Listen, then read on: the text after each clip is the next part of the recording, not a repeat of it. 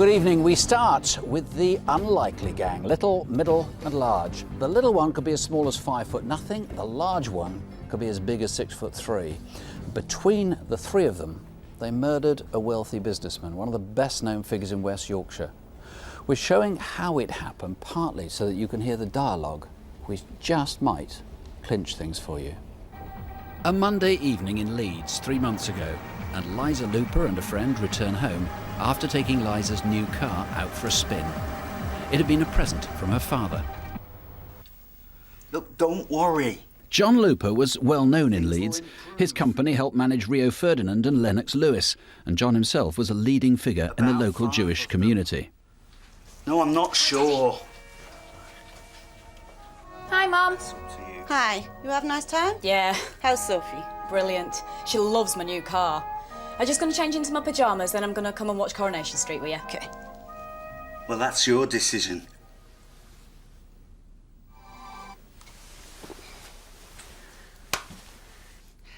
He didn't even John. bother to thank me. Don't forget to take the dog for a walk and don't come to bed too late. You have to go to London tomorrow. Yeah. Liza, wake up. What, Mum? You need to go back to your own room. Your dad will be coming to bed soon. Around 11 o'clock, as usual, John took their terrier, Bisky, for a brief walk down Sandmoor Drive. John? Don't move!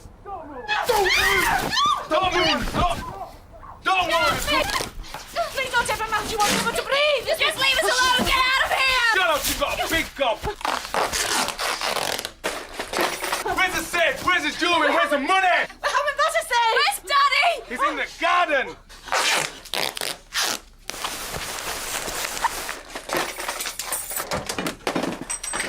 It's hurting me being tied up like this. Oh, shut up! I'll cap you! You like to play your music loud in your car, don't you? Do I know you? No, you don't know me, but I know you. If I see you out, I might even buy you a drink. Please, can I have a drink of water? My mouth is so dry. Ah, shame on you!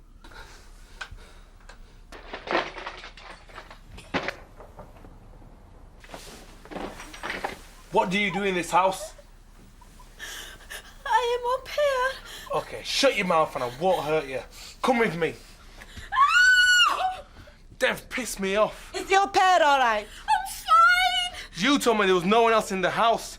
Come on, I have to take you somewhere. When the police come tomorrow, you will say the huge guy helped you, wouldn't you? Come on.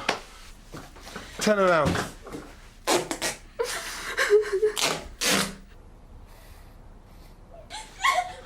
Just stay down there.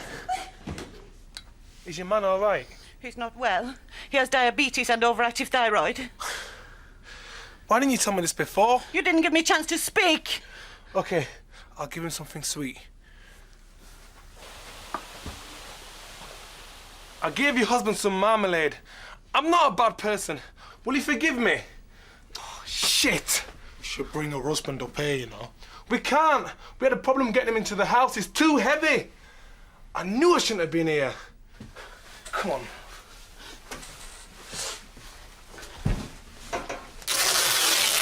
Ah, my hair! Move, I'll do it.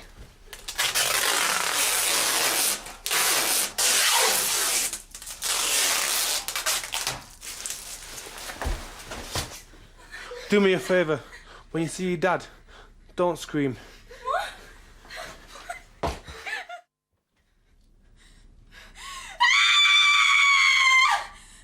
John Looper had been asphyxiated. This is Detective Superintendent Bill Shackleton. Asphyxiated, as I say. He didn't die from his diabetes. No. You've got a really big reward here, because of course there's not much that Crimewatch viewers can do about a crime that happened behind closed doors. No, we have got a big reward. We've got two, in actual fact. The total of both is £70,000 at the moment. We've got £30,000 or up to £30,000 for recovery of all or some of the property stolen during this attack. And then a separate fund, which stands at £40,000 at the moment, for information leading directly to the conviction of one or all of the gang members. Now let's come to the property in a moment. Start with somebody who might know who did this, and it's very likely after John died these guys will have talked a lot, and perhaps talked about the planning of it as well. I mean, it's quite possible there's maybe 10, 20 people who know about this.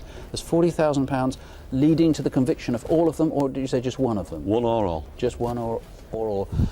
Supposing they don't want to give their names, they ring up and say, look, I've got this information, but I can't say who I am. I'd respect anonymity. The difficulty with that then is if people are anonymous, we can't turn the information into evidence, and we need to be able to turn the information that's given into evidence so that then that can lead on to payment for the reward. What I'm asking is that people trust me. Just give the information first. We can deal then with the matter of anonymity or otherwise. As for the stuff that was stolen, we've got replicas of some of this stuff or similar things.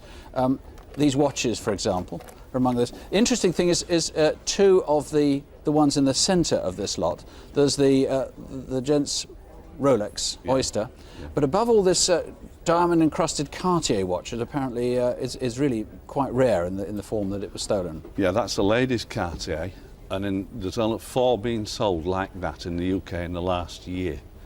The one that belonged to Mrs. Looper and was stolen during the course of this attack is actually unique. It's been customised with diamonds on the face, and there are other peculiarities about it which make it actually unique in the country. Now I said little, middle and large, the big one, the very, very big man. Yes. Seemed really put out by what had happened. I mean, I just wonder if he might call in. What do you reckon? I don't know, something changed during the course of the offence. This man is very distinguishable, he is massive, he calls himself huge. He was very dominant, very determined, very threatening to start with, and then something changed during the course of events that night, and he became reluctant, apologetic, asking, can you ever forgive me? Something's changed, I don't know what, he can tell me. Okay, well maybe he wants to call in and try and get himself out of this as best he can. It's free to call the studio on 0500 600 600. It's also free to ring the Instant Room. We don't know if these guys are local or where they come from, but the Instant Room's in Leeds on 0500 040 999.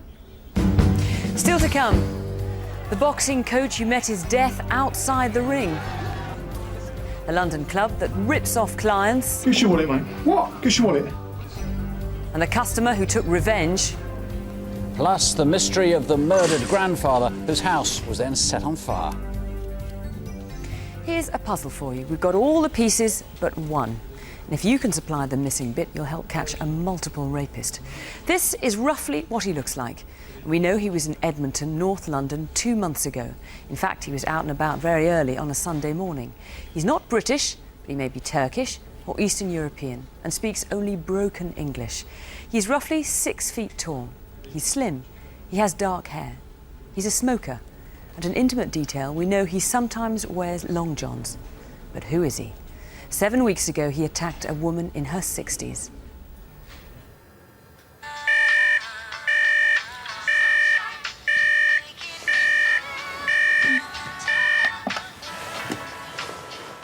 Well, I got up about 4:30. I went to the kitchen, had a cup of tea. I got myself ready for work. That's what I used to do. Rose, that's not her real name, works early and always has done. She's walked the same route to her job for 20 years. She really loved it. She's been doing it for a long time. Before, my mum was really confident, outgoing. She looked forward to going to work. CCTV shows 2 men in their 20s just behind her. 4:45 Sunday morning 7 weeks ago. Were you heading along the high road in Tottenham? Just behind them was the rapist. You don't walk along with your eyes shut that time in the morning. You know it's a hell of a lot. The 2 men behind Rose turned off into White Hart Lane.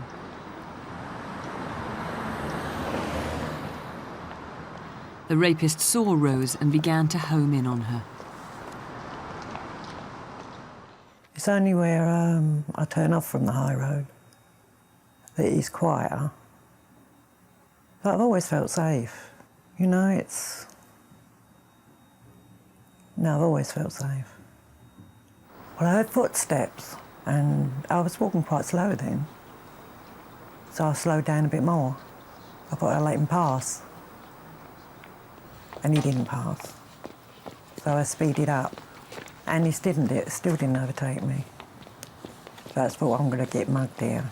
So I slipped my bag off my shoulder into my hand to use it as a club. But as soon as he touches my shoulder, I'll hit him. You're a sexy woman, eh? Take your hands off me! What's wrong with Get you? off me! Get What's off wrong me! with you? Just a kiss. I couldn't speak very good English.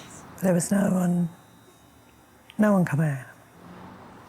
No one even put their lights on. Just a kiss. I didn't think I would get out of it. He strangled Rose until she lost consciousness. When she came to, he was raping her. And I thought, a cigarette? Give me one. I need a fag. Talk to him.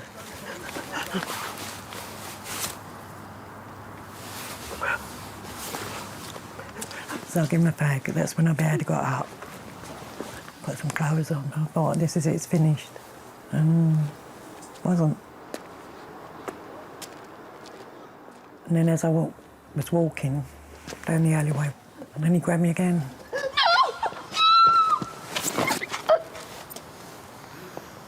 I didn't think I'd see my kids again. All my grandchildren. I didn't think I'd see anyone again. You pay me £20. I haven't got any money. You pay me £20. I haven't got any money. Leave me alone. Leave me alone. Leave me alone.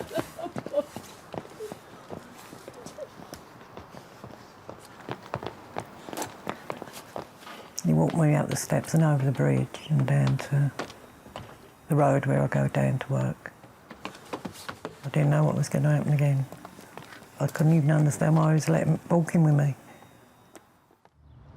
After being raped twice, Rose was then submitted to a third sexual assault. There was scaffolding at the time, but it took place on the corner of the street.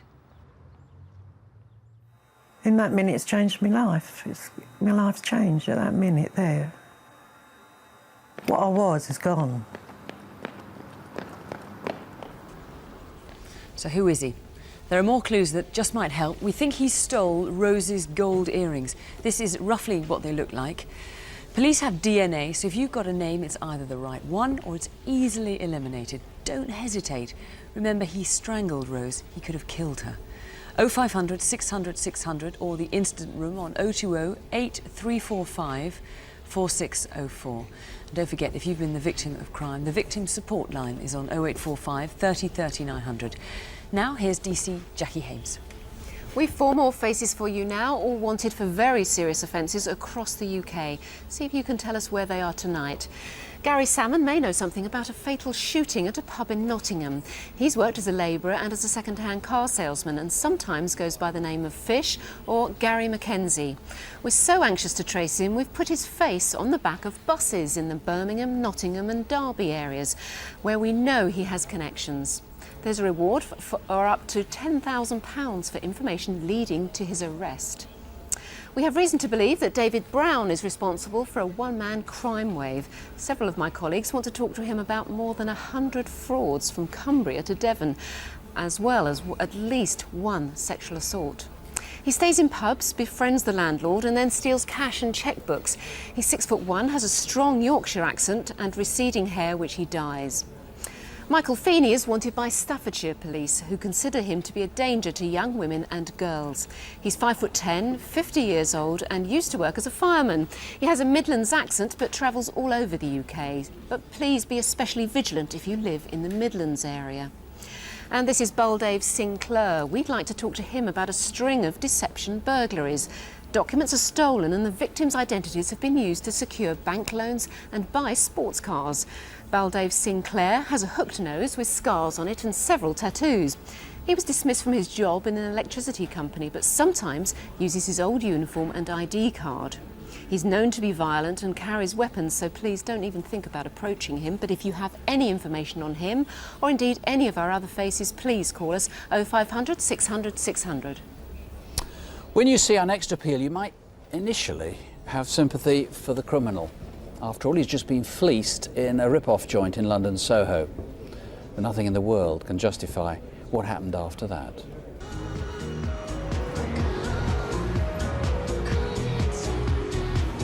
Come on, come downstairs, £5. No, good time, really good time. Come downstairs.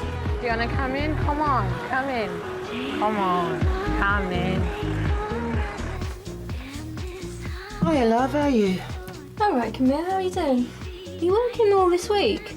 Yeah, I need the money, darling. Once we're ready, we'll go upstairs to the door, start calling people in. If someone looks like they're interested in coming in, we'll use our finger a lot, because that seems to help to call them in, like. Camille would be one of two girls who'd work a shift normally. They would take turns working the door 15 minutes about. And during that time, the girl who isn't working would be down in the bar area relaxing. On a typical day, the girls would work between 11 and 6, or between 6 p.m. and 11 p.m. at evening. It would be the duty of the girl on the door to try and entice male clients into the club. So tell me, what's a nice guy like you doing walking by himself? Just out for a walk, baby. Yeah? Yeah. Do you want to come in for a chat with me? I don't think so. It's only £5, you know. £5? £5. Well, you do look good. Go on, you know you want to. Let's go. She got in a lot of clients. I mean, she was quite popular with customers. A lot of the girls have different types that they would bring in, but Camille didn't really have one, like, typical type of customer. She'd talk to everyone. Give the man a £5. See, told you it was only going to be £5, didn't I?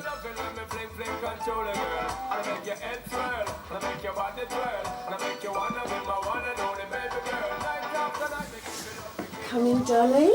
Sit down. Make yourself nice and comfortable.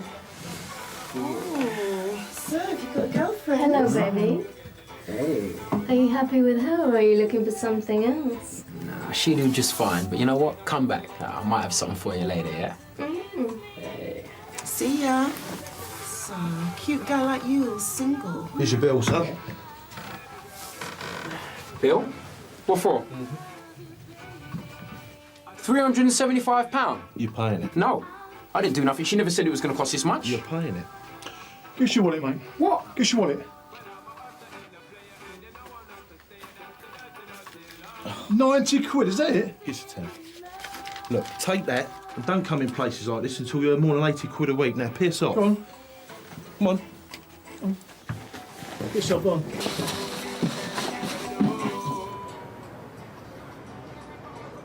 On the first occasion, when the male leaves the club, he walks along Rupert Street towards the Apollo Theatre. At this point, he makes a phone call on the mobile. A short while later, he returns. As he approaches the Blue Bunny Club, he puts his hands up in a submissive nature. I believe this is because he recognises the girl on the door is not Camille, and he has no issue with the girl who is now on the door. He then takes 2 steps backwards, turns and walks back towards Rupert Street. On the third occasion that the male approaches the club, Camille is working on the door. His pace quickens, and he darts inside the club entrance. Hey, you know, just... This is where the attack takes place. Look. A couple of seconds later, he runs along Archer Street, turning left into Great Windmill Street, towards Shaftesbury Avenue, emerging in Piccadilly Underground Station. Jesus!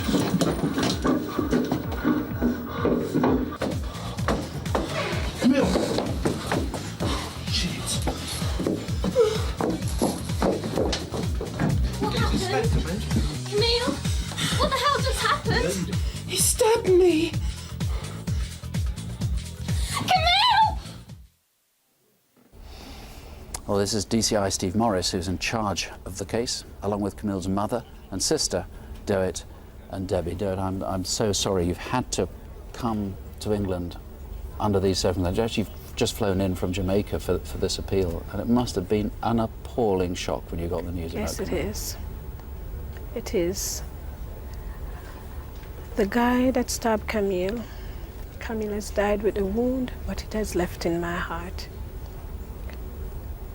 I am appealing to the public, to the people, parents, anyone I've seen that guy or heard anything, please to call into the police, because you're the only one can help to heal that wound in my heart.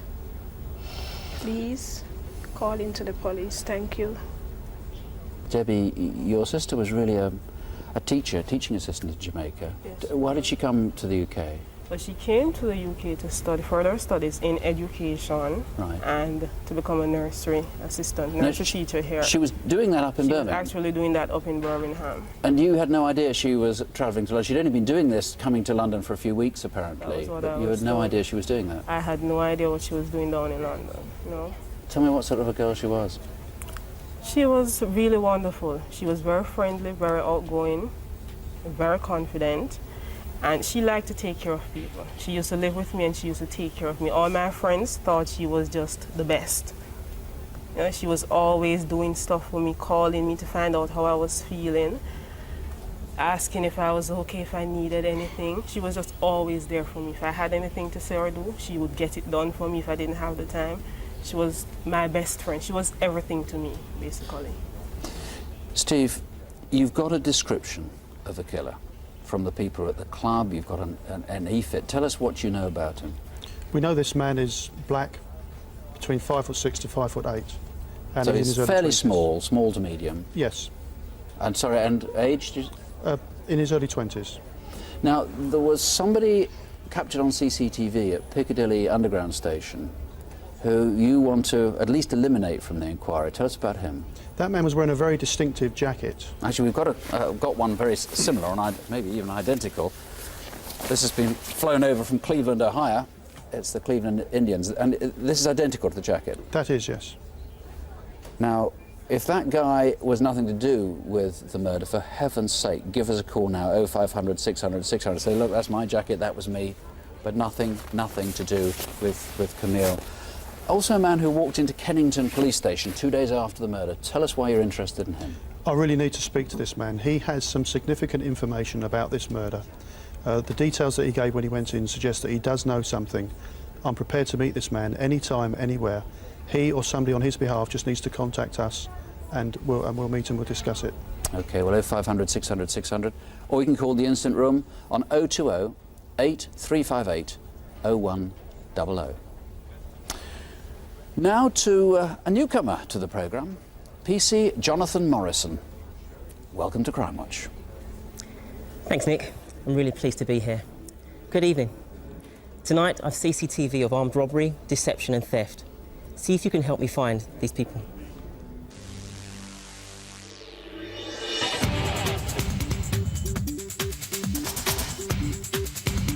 First, an armed robbery at the Coral Bookmakers in Dagenham, East London. A man walks up to the counter and threatens a member of staff with a handgun. A second man lingers by the door to keep an eye on customers, although he's not clearly seen on the CCTV. They run off with over £100 in cash. Do you know this man? Next, to Darlington, and deception at a branch of Going Places where a man is withdrawing thousands of pounds worth of euros with a bank card stolen early that day. 2 weeks later, the same man is seen at a branch of the Royal Bank of Scotland using another stolen card. Do you recognise him? Swindon now, and another deception. Detectives would like to speak to this man in connection with a number of thefts and use of stolen bank cards to obtain cash and buy high-value jewellery. He's seen here at a branch of Thomas Cook withdrawing £900 worth of euros. It's believed he's responsible for a series of similar deceptions throughout Berkshire and Wiltshire. Who is he? Finally, to South Manchester and theft of computer equipment. 3 smartly dressed men enter an office building. At first, they take a wrong turn down a corridor. Then they bump into a cleaner, who, thinking they work there, opens up an office for them. They manage to walk out of the building with thousands of pounds worth of computer hardware. Do you know who they are?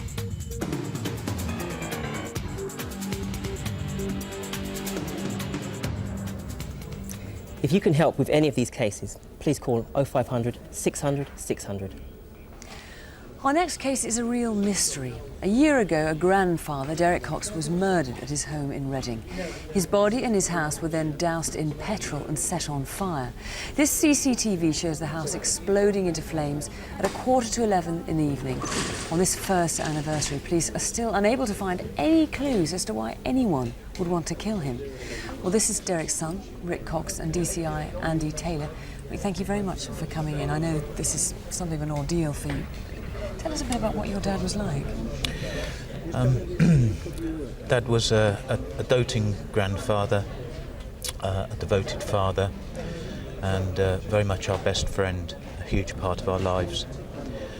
He was a very gentle man with a wicked sense of humour, and he very much thrived on friendships with people from all walks of life.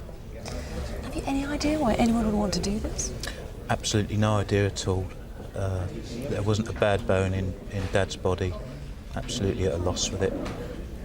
Andy, what about you? I mean, as far as a motive goes? We're keeping an open mind as to the motive. You've heard Rick say what a nice guy his dad was, and we're working to the assumption that it was probably a burglary that went wrong. We know that Derek arrived home at about 8:30 p.m. on Sunday, the 11th of May last year, and the explosion was at about 10:45 p.m. the same evening. So really we're looking for anyone that was around at that time, and particularly around the 10:45 p.m. time, that saw anyone running around in Lowfield Road.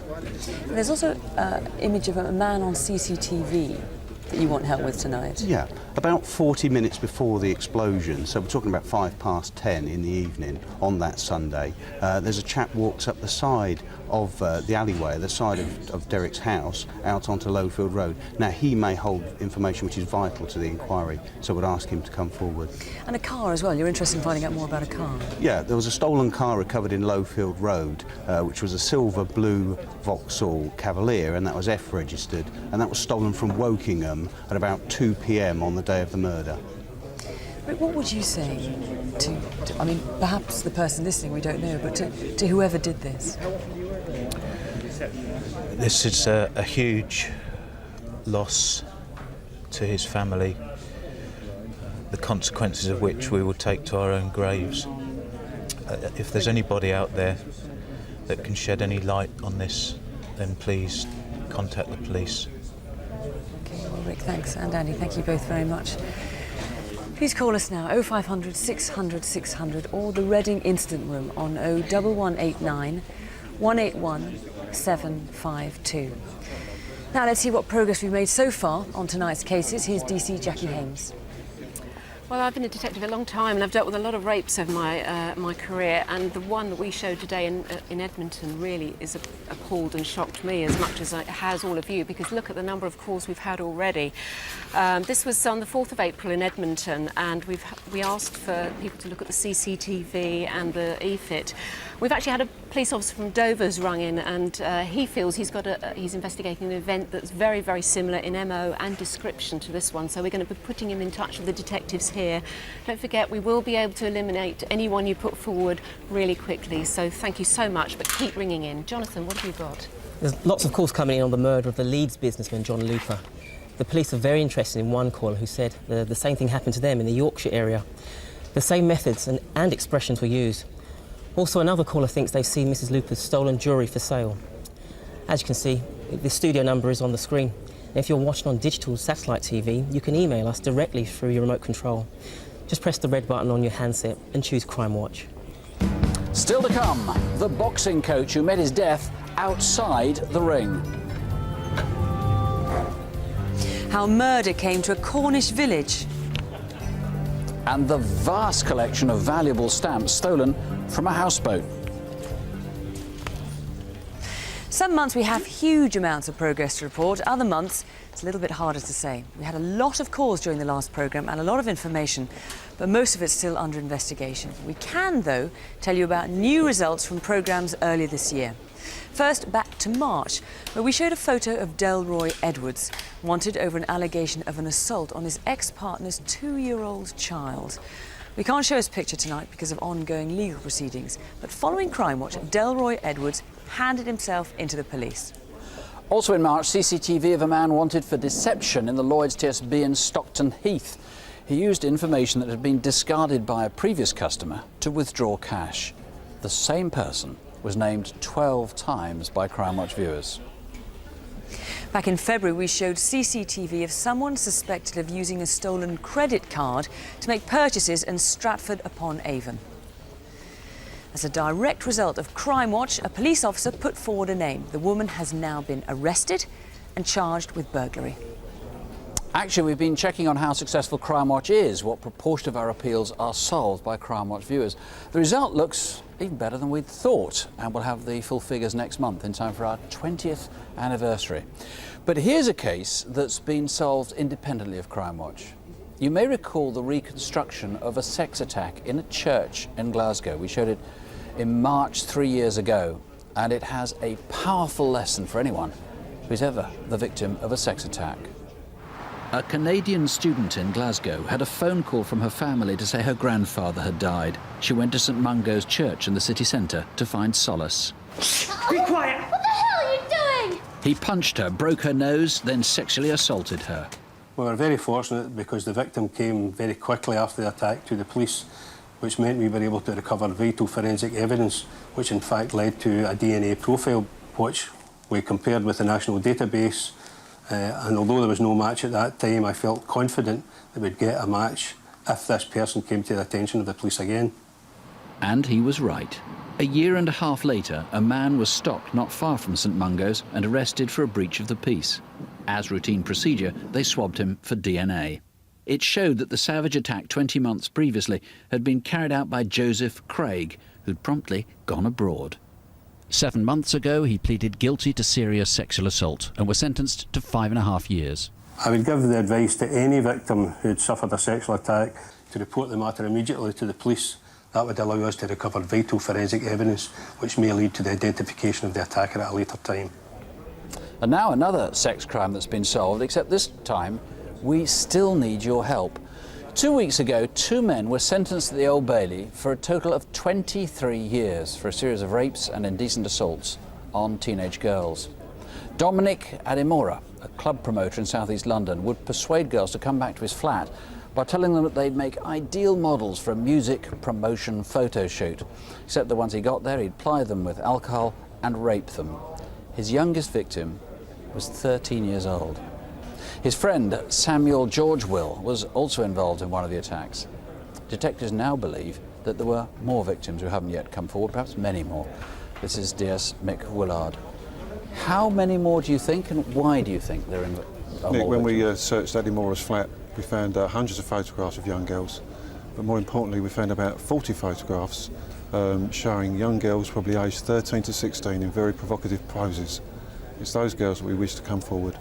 40 at least. About now, 40. We don't know that they were all raped, but of course, given the MO, the modus operandi he used that you do know about, it's quite possible they were sexually assaulted in large numbers. And the fact they haven't come forward to the police means presumably they were deeply upset and deeply ashamed. It perhaps didn't even tell their parents. Quite possibly, Nick. We found that in the previous cases. They found it very difficult to tell their parents what happened. How they turned up at a strange man's flat and showed themselves and started taking their clothes off. They broke the rules at home, but nonetheless we still need them to come forward, either to be eliminated or to tell us about any crimes that's happened to them. Now, these girls still very young, maybe quite frightened and quite worried about telephoning you here at the studio, or telephoning their local police. Just tell them what it involves. Well, if they can get in contact with us, we've got specially trained officers that can deal with them. We make initial assessment by a detective, and then we can offer all sorts of support and some help. But the main thing is we won't go forward, we won't take the investigation forward unless we have their consent.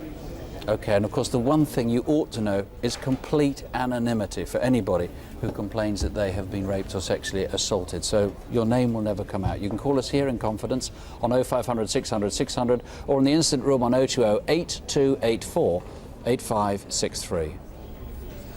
Who killed Joe Monte? It's a year since a murder in Coventry mystified police, family and friends.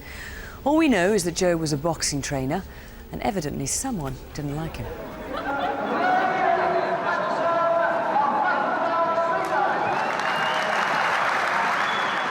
Boxing's very popular at the minute. There must be about 15 professional boxers in Coventry. Joe played a big part in bringing the big shows to Coventry.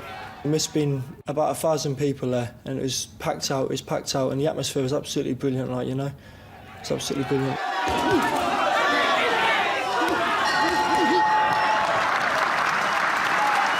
Good man, you're doing well. Keep it up, keep on top. This is why we've been training 3 times a day. This is your night. Now keep it up. Go on out there, but be faster.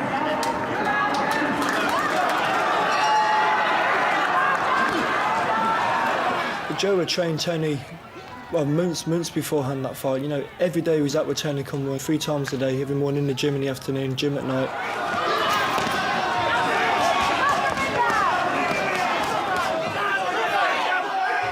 And the atmosphere is electric, and you know, when Tony won the fight, the crowd just went wild.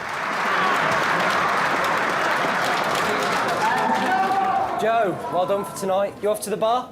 No, I'm going to go round to Joanne's. Etta's been with her all day. You have fun, though. Cheers. We'll raise our glasses to you. Well done again, mate. You must be pleased. Yeah.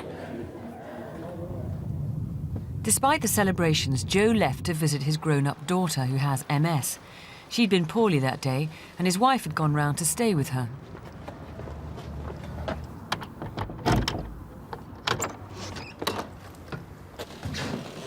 Hello, love. How did you get on? It was amazing. We got 4 wins. Conroy was on top form. He's got the Midland title. But enough of that. Are you going to be comfy if you stay here, Evelyn? Yes. I've got all my stuff with me. Now off you go home. Get a good night's sleep. If you're sure. I'll see you tomorrow.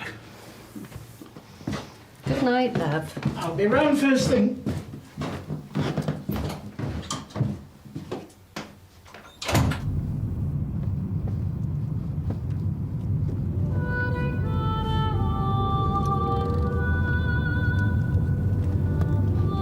Joe drove to his home in the north of the city, arriving just after midnight.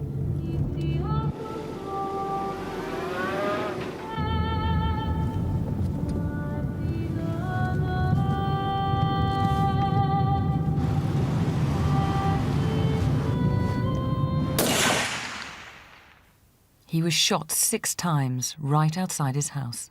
He wasn't just a boxing trainer, he was like a real good friend. He was a real good friend to all the boxers he trained. There's something definitely missing, like, you know, in the gym now without him. You know, we absolutely miss him terribly.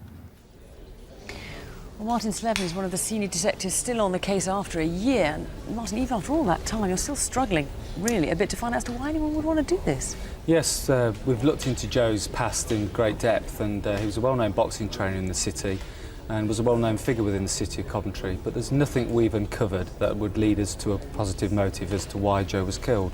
So what clues have you got as to who the gunman might be?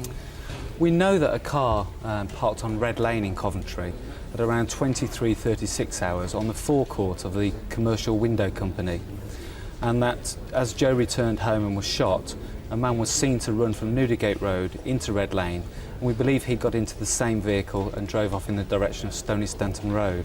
But what that car tells you, the key thing, is you don't think this gunman acted alone? No. We know that the gunman got into the rear passenger seat of that vehicle, which indicates that there's at least one other assailant involved in this offence. Now, what about the bullets that were used? It was 6 bullets in total, wasn't it? Yes. Because this is one of the bullets, or this is identical, sorry, to one of the bullets that was used, and it's pretty unusual, isn't it? Yes, we know that the bullets used in this offence were manufactured in Canada sometime between 1974 and 1989. They're quite unusual. They're Dominion .38 S&W, and they're copper wash bullets. And we know that the gun used in this offence was a Colt or Colt copy revolver. That combination together, we're led to believe, is quite unusual in the UK. So really anyone who might have sold these, or a dealer dealing in those kind of bullets, those kind of guns? Yeah, we would appeal to anyone that's had that combination of ammunition and weapon either stolen, or any firearms dealers that knows of anyone they've sold that to, or has possession of that combination of weapon and ammunition. And another thing, you know, the gunman was using was a piece of green baize. It was a bit like the kind of green baize you'd find off a snooker table, though it isn't. It's slightly different, isn't it? But was using this green baize material as well. Yes, we know that the offender wrapped the revolver in a material very similar to that and fired through that material, and a number of pieces were left at the scene. And we believe that was to either muffle the sound or to stop firearms residue from going onto the assailant. But that, together with the weapon and the bullets, is probably significant. We'd like to appeal for that people that know anyone with that combination to please come forward and speak to us. So it's putting all that together with the car, the small hatchback, wasn't it? Yes, I believe it was a small hatchback type vehicle, possibly silver in colour, which sped off towards Stony Stunton Road just after midnight on the 8th of June 2003. OK, well, call us if you can help. Call us if you know a motive. And above all, call us if you know who did it. 0500 600 600 or 0121 200 2552. Now here's PC Jonathan Morrison and DC Jackie Haynes. He's also wanted for 3 other armed robberies and also a racist attack. He's 20, 6'1" and slim. He's a joiner by trade and known to have worked on building sites. He has connections in Scotland and sometimes speaks with a Scottish accent. Salim Mzi is charged with indecently assaulting 2 children aged 11 and 14. He failed to appear at Northampton Magistrates Court last October. He's 25 years old, has a scar on his nose, and everyone knows him as Sam. He used to work in a warehouse in Northampton, and it's believed he's still doing similar work somewhere in Leicestershire. In February last year, Francis Berry pleaded guilty to conning an 86-year-old woman and burgling her home. He disappeared before sentencing and is now wanted for questioning about another burglary in Lancashire. He's 24, 6 foot tall, speaks with an Irish accent and has connections in Wrexham, North Wales. And Mark Mathurin is wanted in connection with drugs offences. When colleagues tried to stop his car in Cambridgeshire, he drove off at speeds of up to 100 miles per hour. Not surprisingly, he crashed and was then chased across a field, throwing away a large amount of cocaine as he ran. He's 34, 5'10", muscular and has a tattoo of a stallion over his back. He has family connections in Gloucester and London, but we believe he may be in Spain. So if you're off there on your summer holidays, do keep a lookout for him, but please don't approach him. 0500 600 600 if you know where you can find any of these men. For our next appeal, we're taking you inside a crime scene that has never been seen before. It's in a part of the UK we don't actually feature much on Crimewatch because it's relatively tranquil. But 7 months ago, North Cornwall was rocked by a double murder. Carol and Graham Fisher were shot at their home near Wadebridge. Carol and Graham were devoted, a lovely couple. They were very private people. We were never invited into their bungalow. I think they were just really happy in their own company and just happy together. The couple had a little business selling petrol since the day they were married 25 years ago. Stuart Newbury is leading the investigation. So Graham and Carol Fisher, they used to operate from this garage. It's called Perch Garage, and it's on the main A39 road. And the nearest town is Wadebridge, which is about a mile that direction, and the Royal Cornwall Showground. And then in the other direction, we are off to Newquay.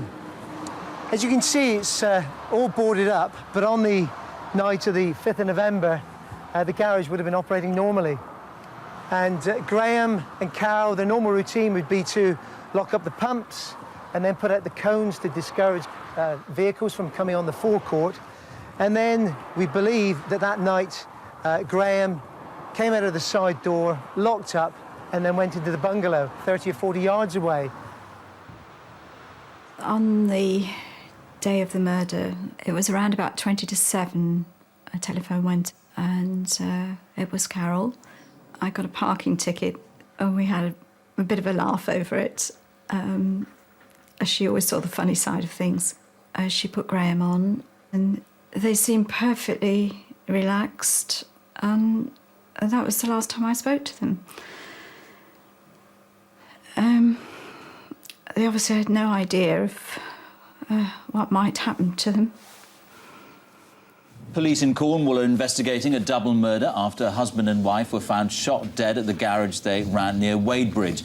Post-mortem examinations are being carried out on the bodies of Carol and Graham Fisher. So as you can see, this window here has all been boarded up. This was actually smashed by one of the perpetrators during the attack. and a planter was pushed through. This was full of earth, and it ended up on the sofa inside the lounge. This is video taken by the police the day after the murder. They've released it tonight for the first time, in the hope that it might prompt someone's conscience.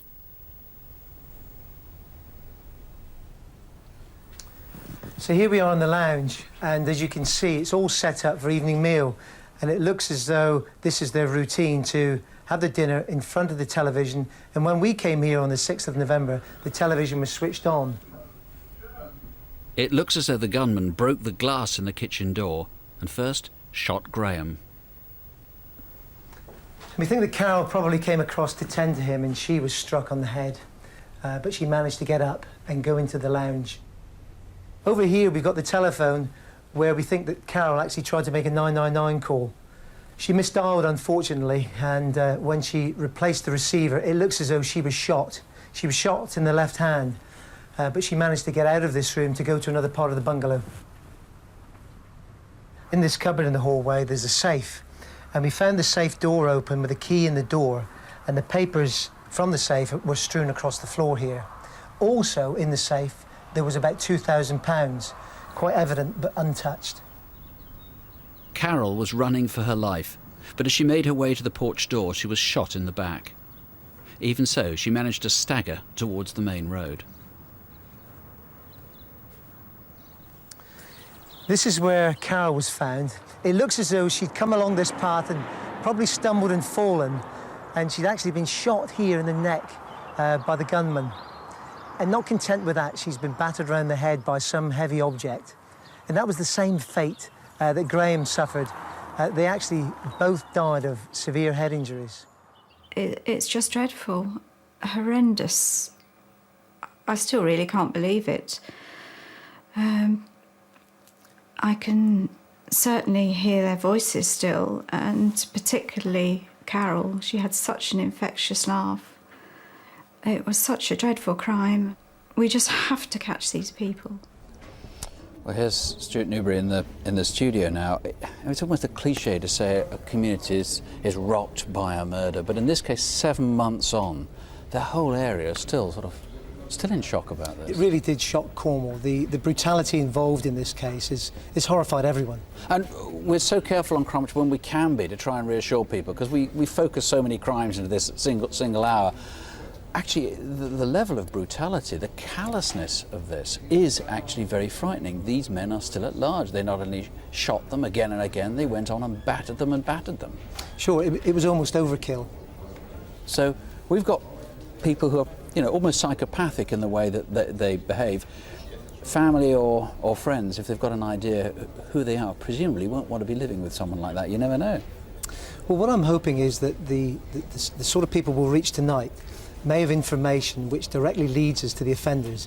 I'm convinced that whoever's responsible must have confided in somebody talking about planning to do this sort of thing, and indeed after the crimes were committed, probably somebody else knows something about this crime, and I'm appealing for that type of individual to come forward. It's absolutely essential we catch these people. It is this sort of near psychopathy, this appalling level of violence and the commando raid in which it took place, with the things bursting in through the door and somebody else through the window. I mean, even in the height of the Troubles in 1972 in Northern Ireland, violence like that was very rare. It's hard to imagine what Mr. and Mrs. Fisher endured that night. They must have known what their fate was going to be, and Mrs. Fisher was desperately trying to get out of the bungalow, and she was shot twice as she got out of the bungalow. You're still not really clear of the motive. They had a lot of money, but it was in the bank, and they'd inherited that. Yes, they did. They did have money that they'd inherited and assets that they'd inherited. But what we don't know is what they may have had in the bungalow that perhaps was stolen. There was cash actually left in the safe that was untouched, which we're really intrigued about. And curiously, they left 2 guns behind. There was a proper shotgun licence at the cottage. Yes, there was. The guns are stored so that the stocks are kept separately from the barrels. Yes. They'd left the barrels and taken the stocks. The stocks were taken, which is another mystery. They were found 3 days later. They'd been stuffed into a hedge about a mile away from the scene. So that's a complete mystery. and very, very hard to explain why anybody would do that. There is a reward on this for £10,000, but the main thing is to try and catch these people before they do something like this again. It's a very, very unusual crime anywhere in the United Kingdom, let alone in Cornwall. It happened, may I remind you, on Bonfire Night last year. If there's any way you think you can help, call us here. The number's on the screen, and the incident room in Bodmin is on 01208 264 228. I used to enjoy collecting a few stamps when I was young, but nothing on the scale of this. A month ago, a whole stack of albums like these were stolen from Paul Chaplin's home in Ely in Cambridgeshire. Painstakingly, he built the collection up bit by bit. If he wanted to replace it all, it would cost him something like £200,000. The stolen albums weigh around 76 kilos, which, just to give you an idea, weigh quite a good bit more than me. Now, Paul, am I right in saying that your collection had every stamp that had ever been designed for Great Britain? Ever? The whole lot? Every design and every watermark. And most of them mint, never been used, never been franked? The whole collection, there was only 8 that were actually used, the rest were mint completely. So how did it happen? How did they go? I went to visit a friend in Scotland, Alan, and flew Friday night, came back Sunday, and the house had been broken into and the collection had gone. And not easy to say, as we used to say, that it weighed an absolute ton. I shouldn't think there was just one person because of the volume, and I think must have been 2 people. Well, 2 people, maybe more, we just don't Possibly know. Now give us, we've got some replicas of some of the stamps you had. I mean, which would have been among the most valuable? The 1882 pound. This is a Victorian one? This Victorian, yeah, 1882, issued in 1882, is quite rare, probably only 5 or 6 mint quality ones known in the world, and worth around £65,000. Really? What about these here? These are called, you gave me a little bit of information about these beforehand. Were they Pound Browns? Pound Browns, yeah, 1888. The only difference between the two was the watermark, and the Orbs watermark, probably 10 quality ones mint in the world. One of them was mine. £40,000. Really? It was a stamp worth £1 in Victorian times. That was, Well, going to send an awful lot, wasn't it? What, a month's wages for someone. Yeah. So, yeah, a lot of money. And to amass this quantity of stamps, I mean, how did you get into this, collecting stamps? My auntie started me off when I was 8 years old. She gave me her collection, and I just worked away at it from there, really. Just became totally absorbed. And I don't know, how much time would you spend on it every week? Probably 20 hours. Really? Mostly weekends, but yeah. And didn't watch TV. Didn't watch TV. Well, you put up your own reward, haven't you, tonight? I have, yeah. I'd gladly pay £10,000 to get the GB, the Great Britain collection, the mint collection, back. Would be absolutely marvellous. Well, you say you didn't watch much TV. Let's hope someone who is watching tonight who can help. The sheer weight of what was stolen suggests there's more than one thief, and surely they must have known about Paul's collection, especially since other property was left behind. If you're a dealer, please be on the lookout for stamps like these. 0500 600 600 or the Instant Room in Cambridge on 01480 456 111. Michael Feeney, if you're watching, I'd give yourself in if I were you. We've got all sorts of information coming in about where you work and where you live and all sorts of other things. Baldev Sinclair, we've also got very interesting information on where he works. Gary Simon, more information, addresses and heaven knows what. And on the Blue Bunny murder of Camille Gordon. Really interesting there, including a new witness. All the Instant Room numbers are on CFAX on page 621. You can see a reminder of some of tonight's cases and some crime prevention advice and a good deal more by going to bbc.co.uk/crime. Finally, can you help track down one of these? This magnificent creature is a goshawk brought in by Alan Ames. Alan, thank you very much. And a similar one was stolen from an aviary in Seaton Carew near Hartlepool just over a week ago. Raiders bypassed an elaborate alarm system and broke through a shed wall to snatch the goshawk from its perch.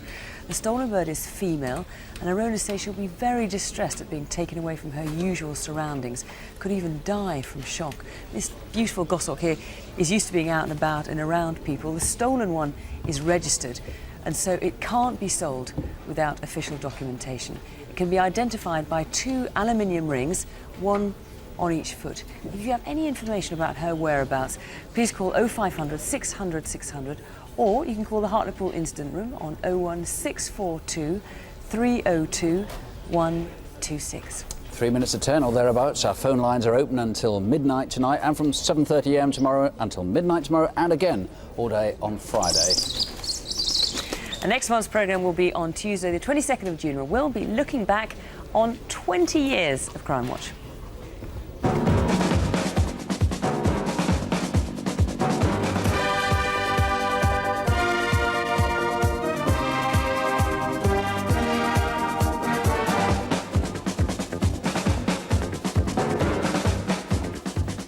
Hello and welcome to Crimewatch UK. Now, if you've ever worried or complained about crime, this is your chance to do something about it.